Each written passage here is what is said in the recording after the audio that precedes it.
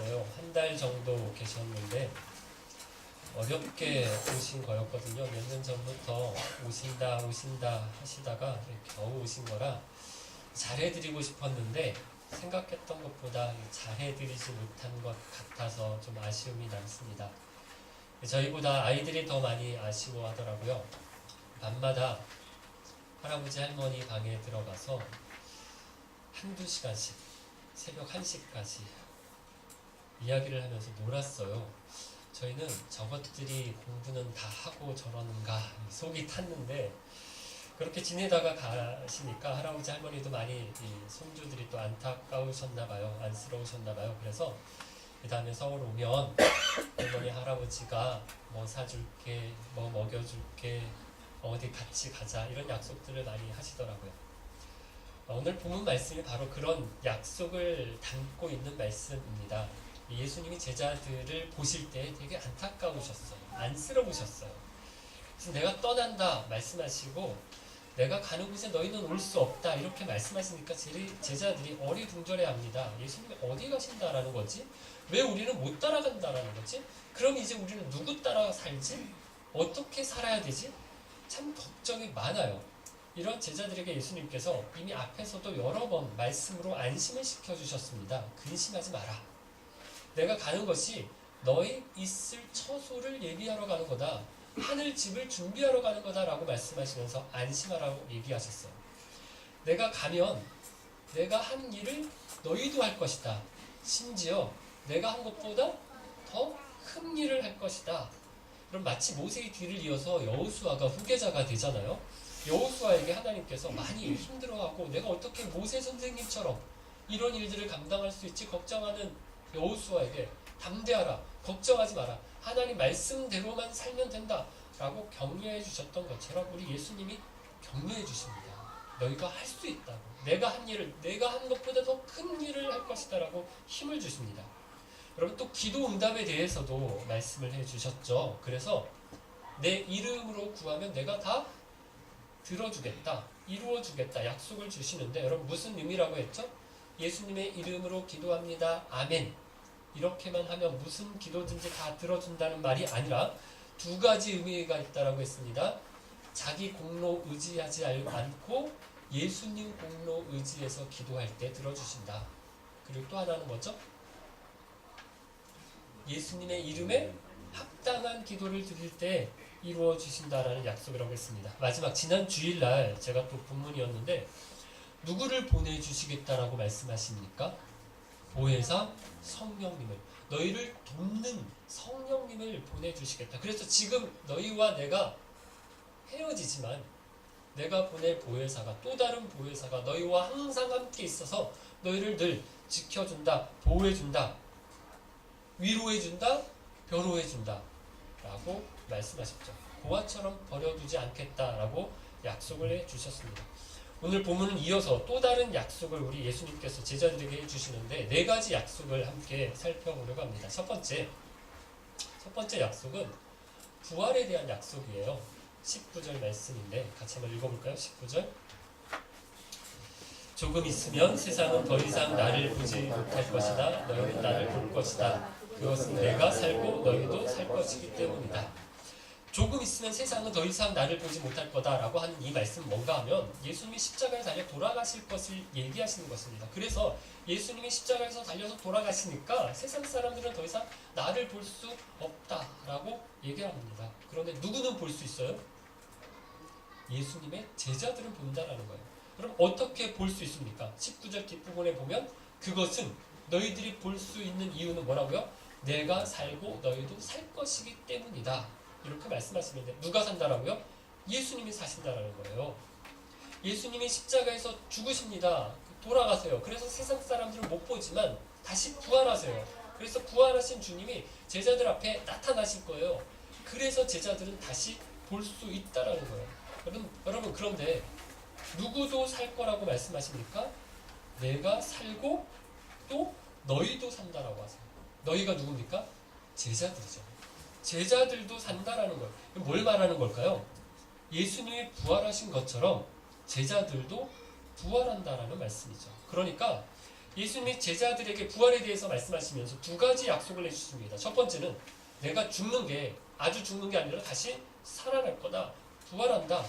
그래서 이제 십자가에 달려서 죽으면 세상은 못 보겠지만 제자들은 보는데 어떻게 보는가 하면 부활한 내 몸을 부활한 나를 너희가 보게 될 것이다 얘기하십니다. 그리고 두 번째 부활은 제자들의 부활을 말씀하시는데 예수님이 부활하시지만 그럼 부활하신 예수님이 이 세상에 얼마 동안 계시죠? 40일 동안 계세요. 40일 동안 계시면서 사람들을 만나셨어요. 제자들을 만나셨어요. 그래서 그들의 믿음을 강하게 해주셨습니다. 그리고 나서 40일 후에 예수님이 하늘로 승천, 아버지에게로 가셨습니다. 그러면 다시 볼 수 있어요?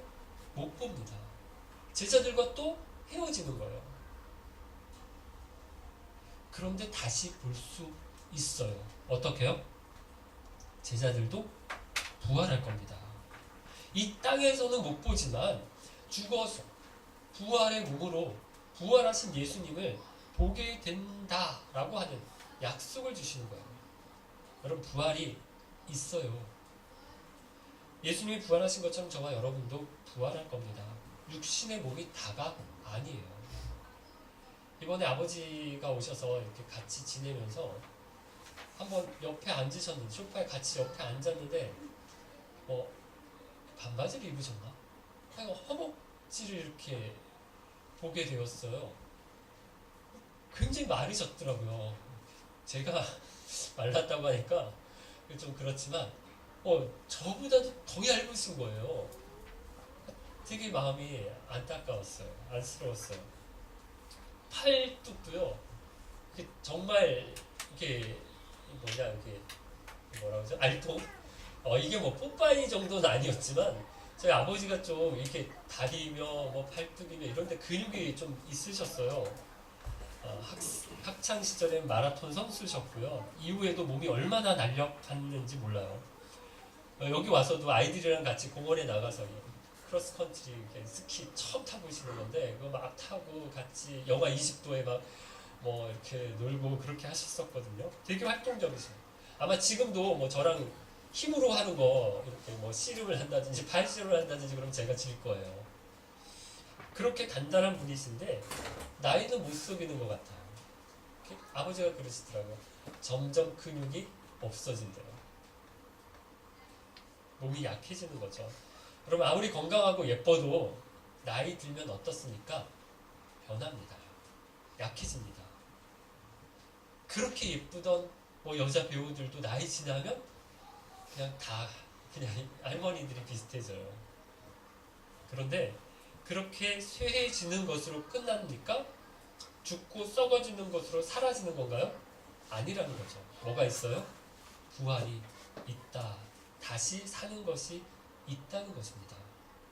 그래서 여러분 여기가 다인 것처럼 그럼 그렇게 살지 마세요. 이 땅이 다이고 육신의 몸이 다인 것처럼 그렇게 땅만 보고 육신의 안락만 따라서 살지 말라는 거죠. 그럼 이 땅에 있는 것들 다 있다가 없어질 것들이에요.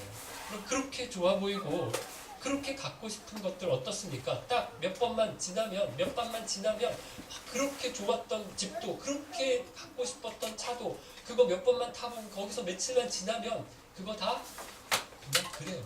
몰라요.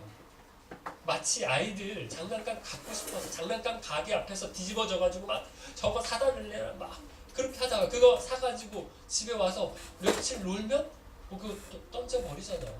그렇다라는 거예요. 영원한 건 아닙니다. 저와 여러분이 예수님의 부활을 믿죠. 예수님이 부활하신 것처럼 우리도 부활할 것을 믿죠. 그렇다면 부활이 있는 사람들처럼 땅의 것만 육신의 것만 보지 말고 영원한 것 하늘의 것을 소망하며 살아가시는 저와 여러분 되시기를 바랍니다. 두 번째 약속은 지식과 관련된 말씀인데 20절 말씀입니다. 같이 한번 20절 말씀 읽겠습니다. 그날에는 내가 내 아버지 안에 있고 너희가 내 안에 있고 내가 너희 안에 있는 것을 너희가 알게 되리라. 우선 20절 그날에는 이라는 말로 시작을 하는데요. 그날이 언제를 말하는 걸까요? 예수님이 십자가에서 죽으시고 부활하신 것을 말합니다. 부활하신 예수님이 제자들을 찾아오세요. 그래서 예수님이 제자들을 만날 텐데 그 날에는 부활의 예수님을 만날 때는 제자들이 알게 된다는 거예요. 그 전에 몰랐던 사실들을 알게 된다는 거예요. 뭘 알게 됩니까? 20절에 보니까 뭐가 좀 복잡해요. 반복해서 나오는 말이 있는데 안에 있고라는 말씀이 3번 반복이 되고 있습니다. 안에 있고 안에 있고 안에 있는 것을 알게 될 것이다. 이렇게 말씀한 첫 번째 뭘 알게 됩니까? 내가 아버지 안에 있다라는 걸 알게 된대요. 예수님이 성부 하나님 아버지 안에 있는 걸 알게 된다라는 건데 그럼 예수님에 대해서 예수님의 정체성, 예수님이 누구신지에 대해서 안다라는 거예요. 그러면 제자들이 지금까지 몰랐습니까? 알긴 알았어요. 예수님이 하나님 아버지와 연결이 된 분이다라는 사실을 제자들이 알았어요. 아버지가 보내신 성부 하나님이 보내신 분이다라고 하는 틀림없이 이분은 하나님 아버지가 보내신 분이다라고 하는 사실을 제자들이 알았어요. 물로 포도주를 만드시는 것, 귀신을 쫓아내시는 것, 병든 사람 고쳐주시는 것, 풍랑을 잔잔케 하시는 것, 물고기 2마리와 보리빵 5개로 5,000명을 먹이고 12광지를 남기시는 것, 죽은 나사로를 다시 살려주시는 것, 그럼 이런 거 보면서 예수님이 정말 대단한 분이시다라는 것을 알았습니다. 구약의 예언자들이 그토록 예언해 왔던 다윗의 후손이요 유대인의 왕으로 오시는 분, 메시아다, 구원자다, 그 정도로는 알았어요. 그런데 로마에서 자기 민족을 구원해 주실 정도로만 알았던 거예요. 되게 뛰어나고 탁월한 이제까지 왔었던 어떤 예언자, 어떤 선지자, 어떤 왕들, 어떤 제사장들보다 가장 위대한 분, 그런 분 정도로 알았던 겁니다. 제자들이 부활하신 예수님을 볼 때까지 예수님이 누구시다? 하나님이시다라는 것을 몰랐어요. 그래서 십자가에서 죽으실 때 예수님이 진짜 부활하실 거라는 기대를 전혀 못했어요. 도마가 그래서 뭐라고 얘기합니까? 다른 제자들이 야 우리가 다 예수님을 봤다. 부활하신 예수님이 우리 가운데 나타나셨다. 우리가 그 예수님을 만났다. 이러니까 야 나는 못 믿겠다.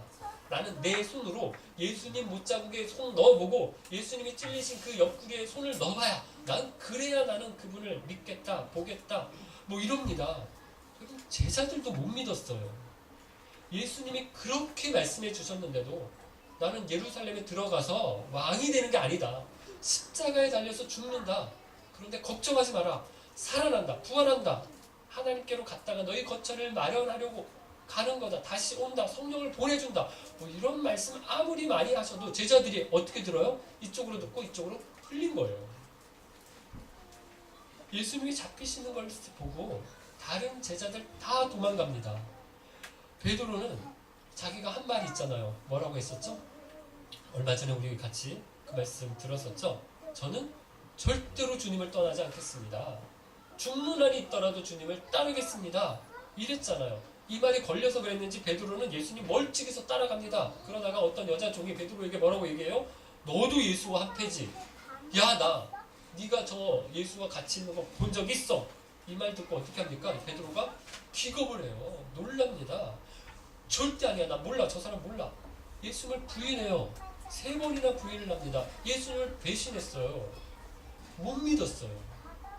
예수님의 제자들도 못 믿었다. 그런데 여러분 언제 변합니까? 예수님. 부활하신 예수님을 제자들이 만납니다. 봅니다. 자기들 눈으로 보고 그리고 제자들이 변해요. 바뀌어요.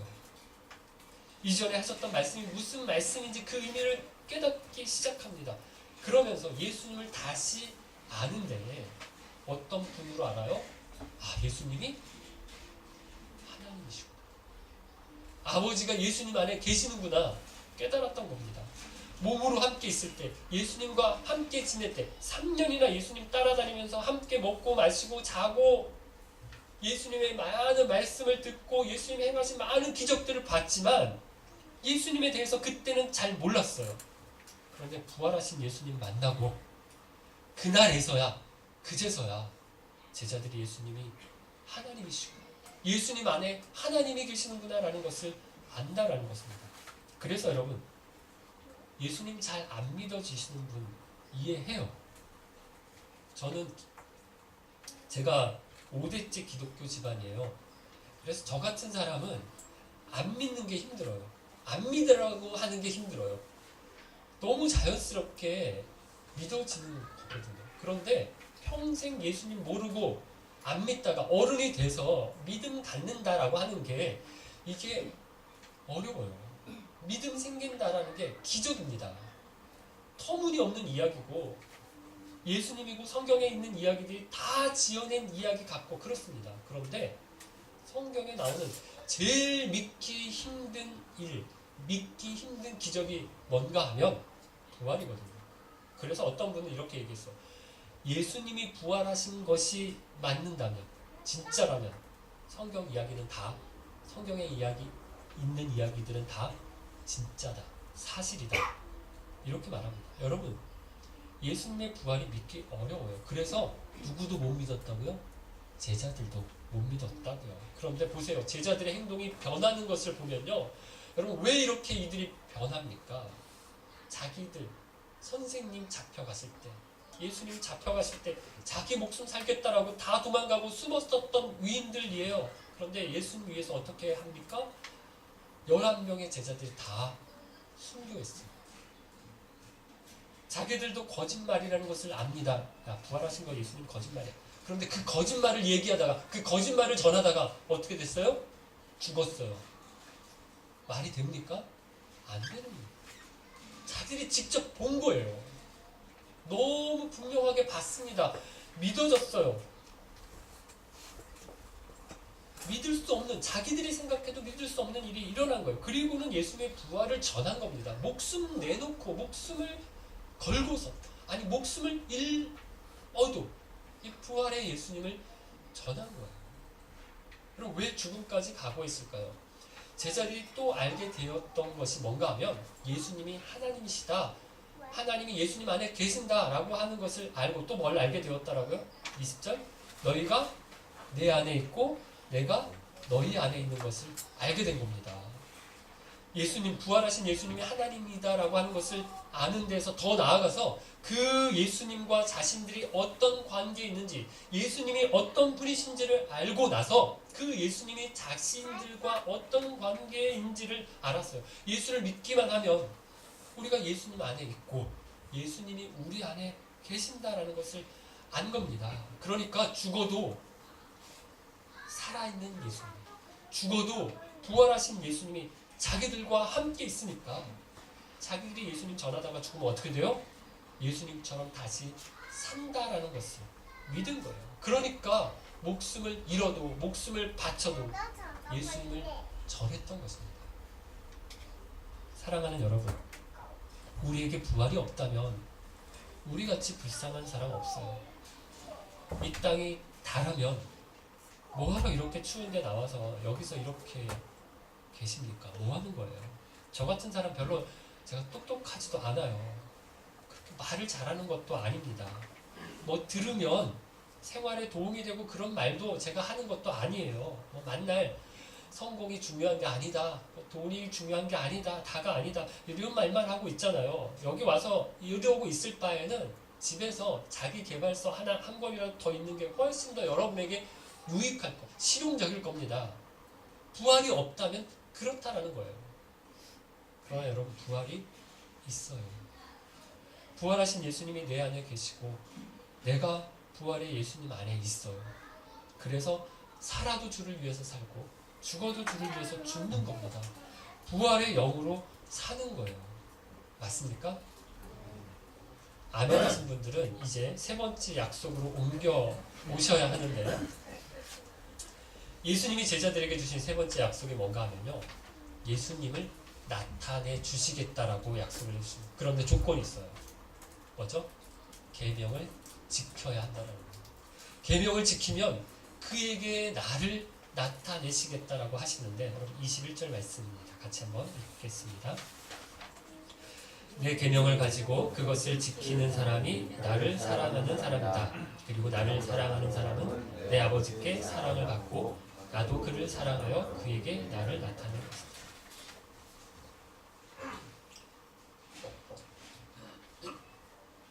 여러분, 우리가 예수님을 믿으면 예수님 우리 안에 있고 우리가 예수님 안에 있어요. 그러면 예수님을 사랑하고요. 우리 안에 계신 예수님을 사랑하고요.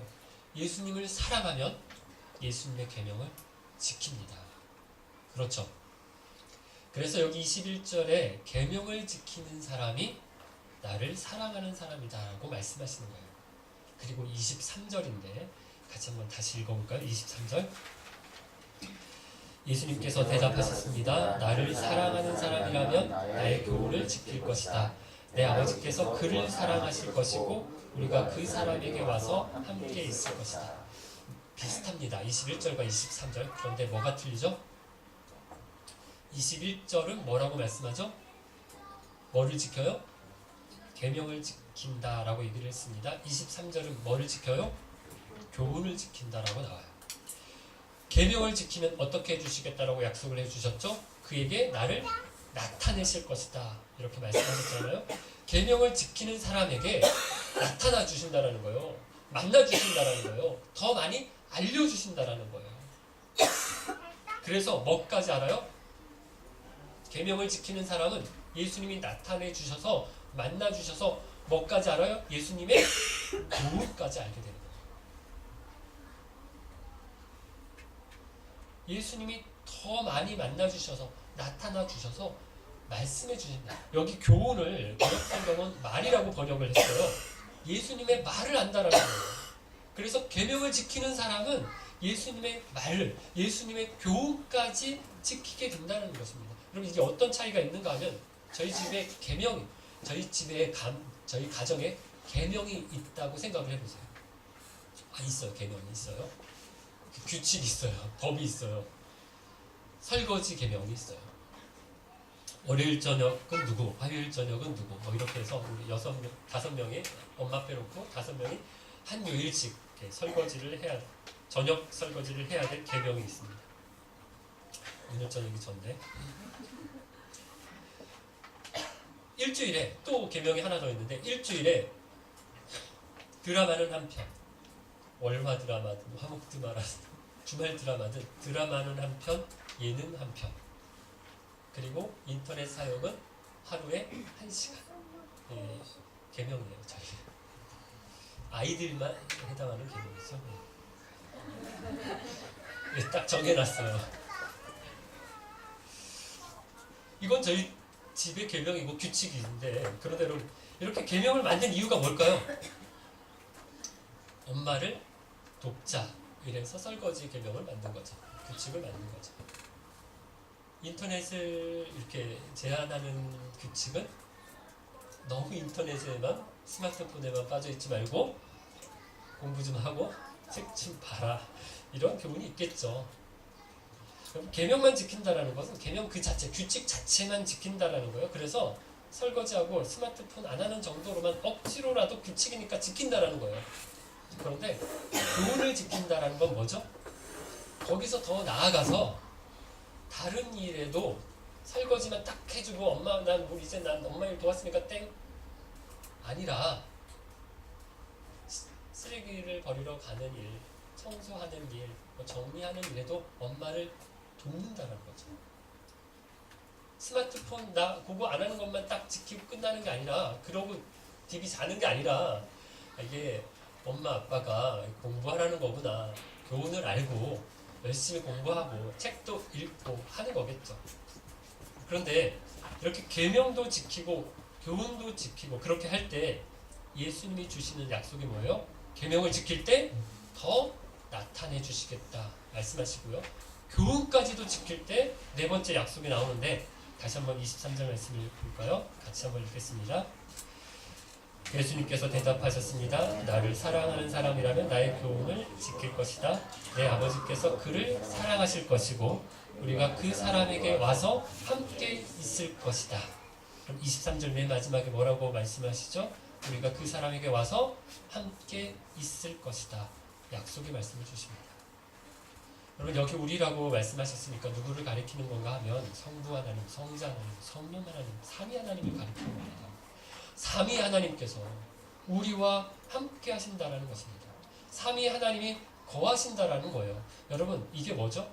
하나님이 거하십니다. 하나님이 계십니다. 그게 뭐죠? 하나님이 계시는 곳이 뭐죠? 하나님이 계시는 집이 뭐죠? 성전입니다. 그죠? 그럼 그렇지만 더 이상 교회당 건물이 성전 아니에요. 교회당 지으면서 성전 건축한다 라고 말하는 건 틀린 얘기입니다. 교회당에 온 것을 성전에 왔다 라고 말씀하시는 것도 잘못된 말씀이에요. 건물이 성전 아니에요. 우리가 성전입니다. 예수님이 건물에 계시는 것이 아니라 어디에 계셔요? 우리 가운데 계세요. 우리와 함께 계세요. 우리가 성전입니다. 사랑하는 기쁜 가족 여러분, 예수님이 주시는 약속 4가지를 받습니다. 첫 번째 뭐죠? 부활이었습니다. 세상은 못 본다. 그런데 너희는 볼 수 있다. 왜? 내가 부활합니다.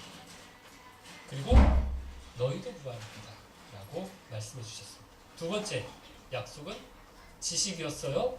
알게 될 거다라고 말씀해 주셨는데 뭘 알아요?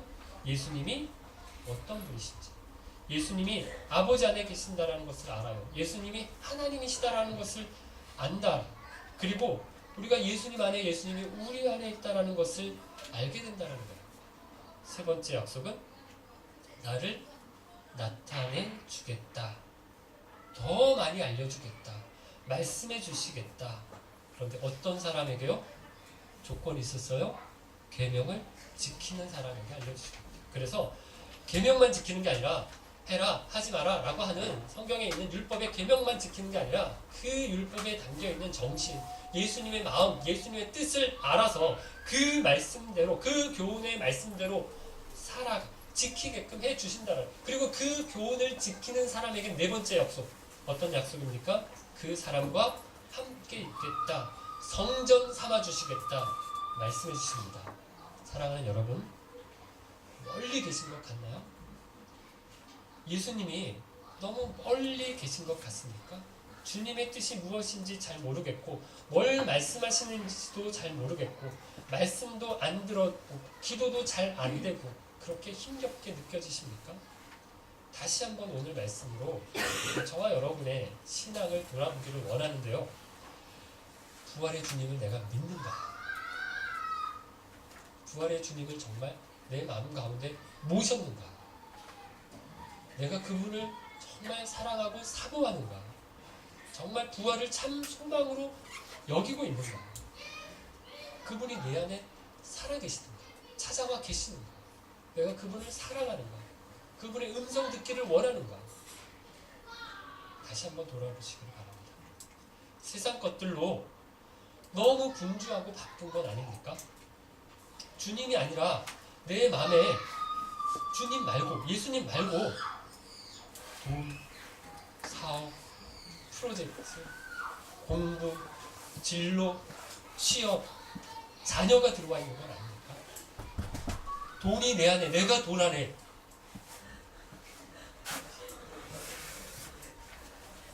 나쁜 건 아닙니다. 돈도 좋고요. 일도 잘 하셔야 되고요. 사업도 잘 하셔야 되고요. 자녀들도 잘 키우셔야 되고요. 공부도 잘 해야 됩니다. 취업도 좋은데 잘 해야 됩니다. 다 좋은 거예요. 있어야 할 거고 우리가 잘 해야 될 것들이에요. 그런데 그게 내 삶을 가득 채우고 있으면 안 된다라는 거예요. 앉으나 서나 돈 생각, 앉으나 서나 자식 생각, 앉으나 서나 시험 생각, 앉으나 서나 사업 생각으로 내 생각을, 내 삶을, 내 생활을 가득 채우고 있으면 안 된다라는 것입니다. 빼앗기지 않도록 하세요. 주님으로 채우십시오. 예수님으로 채우십시오. 그리고 내 안에 계신 주님 때문에 주님 사랑함으로 계명을 따라 살려고 애를 쓰세요. 여러분 더 좋아요. 내 마음은, 내 육신의 소욕은, 원하는 바는 더 원합니다. 계명 아닌 것들을 더 원합니다. 죄 가운데 사는 것이 훨씬 더 좋고 편하고 더 익숙합니다. 계명 따라 사는 것, 더 자연스러운 사람, 하나님의 말씀에 순종하는 것이 더 쉬운 사람, 자연스러운 사람, 편한 사람 없어요. 목사인 저도 그렇고 마찬가지고요. 목사 할아버지, 어떤 사람도 하나님의 말씀과 계명에 순종하여 사는 것, 계명을 지키는 것이 더 편하고 쉽고 좋은 사람 없어요. 육신은 연약하고요. 육신은 악하기 때문에 우리는 가만히만 있으면 계명을 벗어나서, 계명을 떠나서 죄 가운데 사는 것이 훨씬 더 좋습니다. 편합니다. 쉽습니다. 그런데 여러분 왜 계명을 지켜요? 힘들지만 본능을 거스리는 것이지만 주님 때문에, 주님 사랑하기 때문에 계명을 따르는 겁니다. 그런데 여러분 그 계명을 하나 둘 힘들지만 어렵지만 참아가면서 하나님의 계명이기 때문에, 예수님의 계명이기 때문에, 예수님 사랑하기 때문에 그 계명을 하나 둘 지켜나갈 때 우리 주님이 어떤 약속을 해주세요? 만나주시겠다, 나타내 주시겠다, 예수님의 뜻을 더 분명하게 가까이에서 느끼기 시작한다라는 거예요. 그래서 이제 계명만 지키는 것이 아니라 적극적으로 주님의 교훈까지, 주님의 말씀까지, 주님의 뜻을 따르는 데까지 나아가게 된다는 것입니다. 그럴 때 우리와 함께 하시겠다, 성전 삼아 주시겠다 약속해 주시는 것입니다. 주님의 임재 가운데, 주님의 인도하심 가운데 살고 싶으시죠? 신앙생활하는데 나는 왜 이렇게 맹숭맹숭하나 생각이 드십니까? 다른 것들로 너무 가까이에 계십니다. 다른 것들로 너무 채우셨어요. 부활의 주님으로 채우시기를 바랍니다. 주님이 내 안에, 내가 주님 안에 거하시기를 힘쓰시기를 바랍니다. 주님의 계명을 따라 살겠습니다. 주님의 교훈을 따라 살아가겠습니다. 결단하시기를 바랍니다. 그럴 때 우리를 만나주시는 주님, 우리에게 더 알려주시는 주님, 우리와 함께 거하시는 주님, 다 경험하시고 누리시는 복된 삶 사시는 저와 여러분 되시기를 주님의 이름으로 축원합니다. 같이 찬양 드리겠습니다.